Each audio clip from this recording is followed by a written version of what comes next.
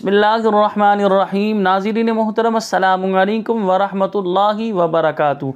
नाज़रीन मोहतरम, आज हम आपके सामने एक ऐसे टॉपिक्स के हवाले से कलाम करेंगे कि जहाँ हम निकाह पढ़ाने के लिए गए, वहाँ पर निकाह पढ़ाने से हमने इनकार कर दिया, निकाह नहीं पढ़ाया। क्या वजह बनी कि हमने निकाह नहीं पढ़ाया, पूरी स्टोरी मैं आपके सामने शेयर करूँगा। इसमें ज़ाहिर सी बात है आपके लिए सबक आमोज़ ये स्टोरी है, तो लिहाजा आपसे गुजारिश है वीडियो को मुकम्मल मुलाहजा फरमाइएगा। अगर आपने अभी तक हमारे चैनल को सब्सक्राइब नहीं किया तो चैनल को सब्सक्राइब कर लीजिए। इस पर इसी तरह की इस्लामिक वीडियोस अपलोड की जाती हैं। स्टोरी कुछ इस तरह की है, क्योंकि हमारी फील्ड है निकाह पढ़ाना। एक जगह पर हमें हमारे नमाजी भाई ने निकाह पढ़ाने के लिए बुलाया।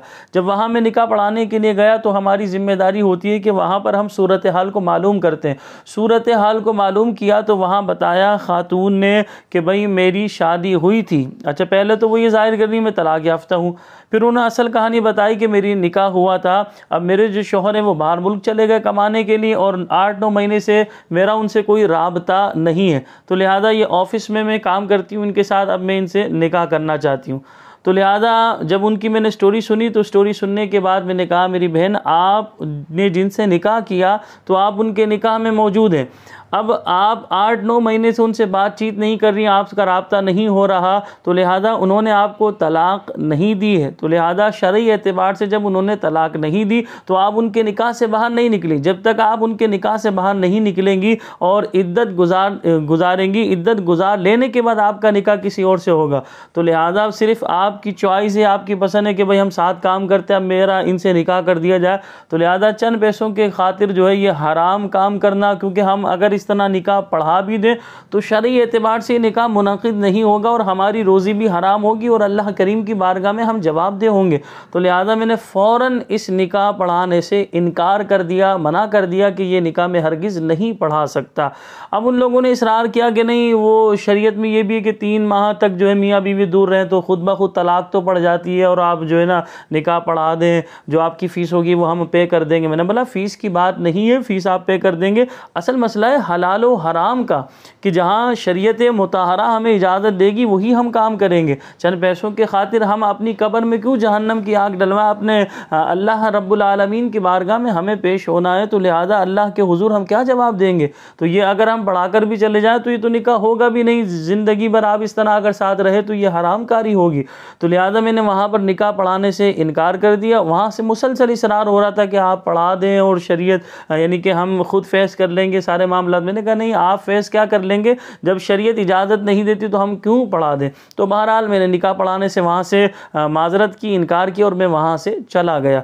अब यहाँ पर मैं ज़िम्नन ये बताना चाह रहा हूँ, जो हजरात मेरी फील्ड से वाबस्ता बिलखुसूस निकाह पढ़ाना यानी कि निकाह पढ़ाते हैं, तो उनसे मैं पहले गुजारिश करूँगा, अगर आपके पास भी इस तरह का कोई केस आए और वो आपको ज़्यादा रकम दे रहे हो, ज़्यादा फ़ीस पे कर रहे हो, तो आपसे भी गुजारिश है कि आप अल्लाह तबारक व तआला की रज़ा को देखना। देखिए, दुनिया का माल यही रह जाएगा, हमने अल्लाह के हुजूर जवाब देना। और ये जो हमारी फील्ड है इंतहाई जिम्मेदारी वाली, अगर इस तरह मैं वहाँ निकाह पढ़ा कर चला जाता तो खराबियाँ क्या लाहिक आती वो मैं आपके सामने बयान करता हूँ।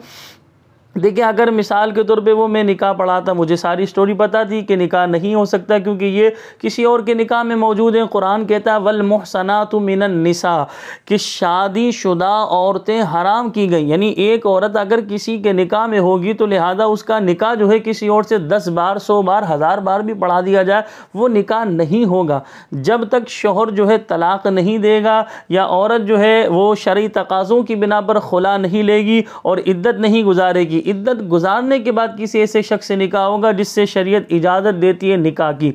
तो लिहाजा अगर मैं पढ़ा देता, सबसे पहला मसला मेरी रोज़ी वो हराम करार पाती। दूसरा कि अगर पढ़ा देता तो लिहाजा मैं भी अल्लाह के हुजूर जवाब देता। ये लोग तो गुनाहगार थे क्योंकि इल्म सीखना इन पर भी फ़र्ज़ है, तो ये लोग तो गुनाहगार होते जितने अफराद शरीक हुए। मैं इन सब से ज़्यादा गुनाहगार होता, एक तो आलिम दीन और ये नाजायज़ काम में करता। तो लिहाजा बताना मकसूद ये है कि जो लोग हमारी फील्ड से वाबस्ता उनसे भी मैं गुजारिश करूँगा, इस तरह के अगर केसेस आएँ तो लिहाजा आप जो है अल्लाह रब्बुल आलमीन रोज़ी रोज़ी देने वाला, फ़ौरन इस चीज़ से मना कर दें और उन्हें समझाएं कि ये आप हमारी जगह हमारे बाद भी किसी और को हायर ना कीजिएगा, क्योंकि आपका निकाह इस तरह हो नहीं सकता। शरीयत जिस तरह बयान कर रही उस पर आप अमल पैरा हो।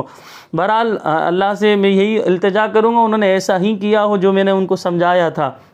तो मैं आपको यहाँ ये भी बताता चलूँ, आजकल फ़ी ज़माना ऐसा हो रहा है कि एक लड़की किसी के निकाह में है और चंद अरसे बाद उसे कोई और पसंद आ जाता है, तो लिहाजा वो निकाह में होने के बावजूद किसी और से निकाह कर रही होती है। तो लिहाजा इस तरह का निकाह देखें ये मुनाकिद नहीं होता, क्योंकि शरीयत मुताहरा ने फरमाया अल्लज़ी बियदिही उक़दतुन निकाह, यानी अल्लाह पाक ने फरमाया कुरान पाक में है अल्लज़ी बियदिही उक़दतुन निकाह, के निकाह की जो गिरा है वो मर्द के हाथ में। निकाह की जिस तरह जैसे गिरा यानी गिठा जब बंदा खोलता है तो वो गिठा खुलेगी, और ये गिठा सिर्फ मर्द ही खोल सकता है। तो लिहाजा मर्द जब तलाक देगा तो औरत उसके निकाह से निकलेगी, यानी इद्दत भी करेगी, इद्दत कर लेने के बाद किसी और से निकाह होगा।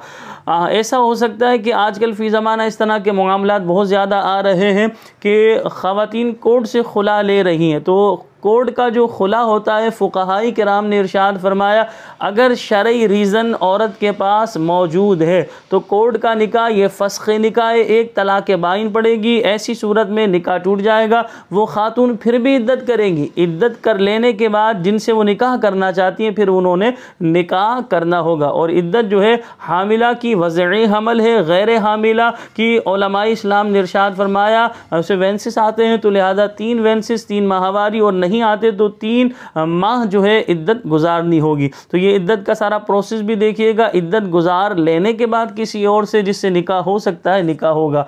तो बहरहाल आज की इस वीडियो में बताने का असल मकसद क्या था, बताने का असल मकसद ये था कि फ़ी ज़माना इस तरह के मामलात बहुत पेश आ रहे हैं जिसमें शादीशुदा औरतें निकाह में होने के बावजूद किसी और से निकाह कर रही हैं। पढ़ाने वाले को अगर सारी स्टोरी पता है वो भी गुनहगार होगा और इसकी रोज़ी भी हराम होगी, और जितने अफराद इसमें शरीक होंगे वो भी गुनहगार होंगे, और ये निकाह शरई एतबार से मुनाकिद नहीं होगा, क्योंकि कुरान कहता है वल मुहसनातु मिनन निसा, के शादीशुदा औरतें हराम की गई, यानी जो औरत किसी के निकाह में मौजूद होगी उसका निकाह 10 बार 100 बार 1000 बार भी किसी से पढ़ा दिया जाए वो निकाह नहीं होगा। तो यकीनन आज की वीडियो में आप बहुत कुछ सीखे होंगे। मैं अल्लाह करीम की बारगाह में दुआ करता हूँ अल्लाह पाक मुझे भी और आप तमाम देखने वाले दोस्तों आप को हलाल ही खिलाए। अल्लाह पाक हमें हराम के लुक़मे से महफूज फरमा दे कि हराम में इंसान हराम की तरफ माइल होता है, लेकिन हराम में सरासर नुकसान है, सरासर खसारा ही खसारा है। अल्लाह पाक हम सबको अमल की तौफीक अता फरमाए। दुआओं में याद रखिएगा। अस्सलामु अलैकुम व रहमतुल्लाहि व बरकातुहू।